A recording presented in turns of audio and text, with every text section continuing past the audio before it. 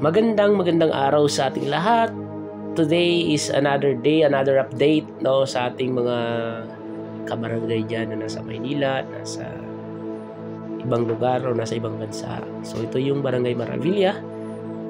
So titingnan natin kung mayroong mga naging damages or damage dahil sa Bagyong Upong ang Northern Samar nag-signal number 4.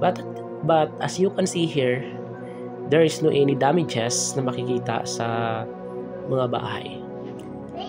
So this is the elementary school.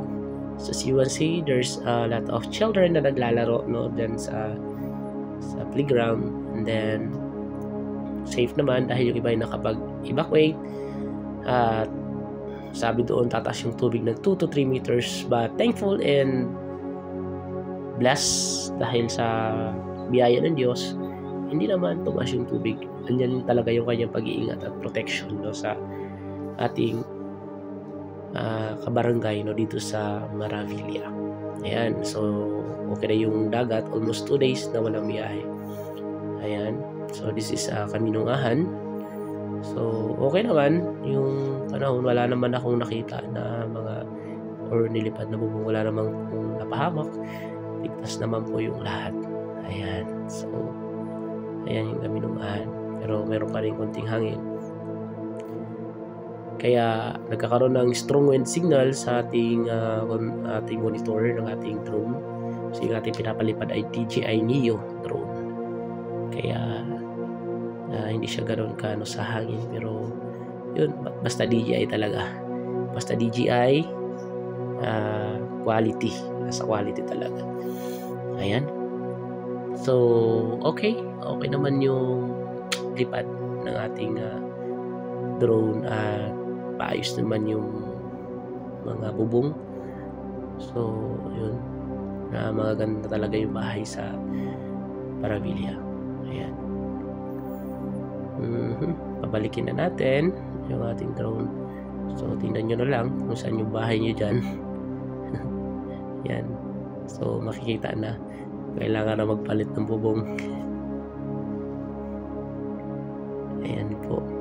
Ayan. So, sobrang lawak na ng kalsada. Simentado na yung mga kalsada. Ayan. At meron na rin mga barrier para sa pag malakas yung alon, may protection na. Yun. Ayan. So, ayan yung luban. Ayan. So, safe naman. Wala naman ako nakikita na sirang bahay or lipad na bubong. Ayan, pabalik na tayo doon sa ating pinaliparan. So, nandyan kami sa dulo na yan. Kahit mga puno, wala namang nakita na tumumba.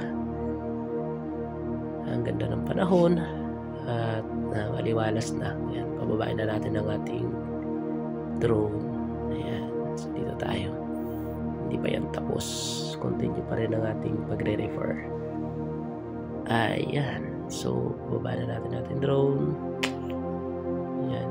So, dahil merong mga wire, kailangan ingat lang sa pagpapababa.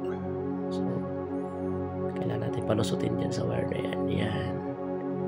So, God bless everyone. I hope na panatag kayo. Panatag yung bawat isa.